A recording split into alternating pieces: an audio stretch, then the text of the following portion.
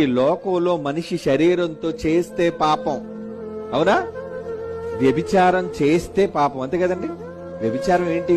ఒక వ్యక్తి, ఒక పురుషుడు ఒక స్త్రీ దగ్గరికి రహస్యంగా వెళ్లి వాళ్ళిద్దరూ కలుసుకుంటే అది వ్యభిచారము. అది ఎవరైనా చూస్తే వ్యభిచారం. కానీ ఎన్నో రహస్యమైన వ్యభిచారాలు లోకంలో జరుగుతూనే ఉన్నాయి. అవి మనుషులకు తెలియకపోవచ్చు, కానీ దేవుడు చూస్తున్నాడు. ఎక్కడంటారా? నీ తలంపులలో. యేసుప్రభు చెప్పాడు ఏమని? మత్తయి సువార్త 5వ అధ్యాయం 28. మత్తయి సువార్త 5వ అధ్యాయం 28 అండి. నేను మీతో చెప్పనదేమనగా, ఒక స్త్రీని మోహపు చూపుతో చూచు ప్రతి వాడు. చూశాడటండి అంతే. ఇలా అమ్మాయిని పైనుంచి కింద వరకు స్కాన్ చేసామంతే మనం.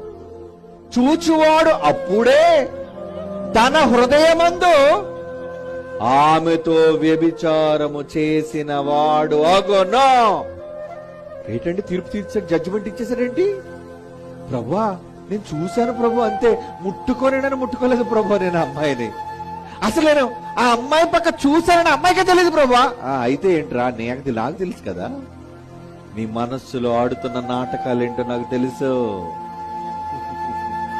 నువ్వు ఏ దురాలోచనలు చేస్తున్నావో నాకు తెలిసిపోతున్నాయన్నీ. ఎవరు చూడలేదు అనుకున్నావా నువ్వు? మరి ఎప్పుడు అడుగుతాడు?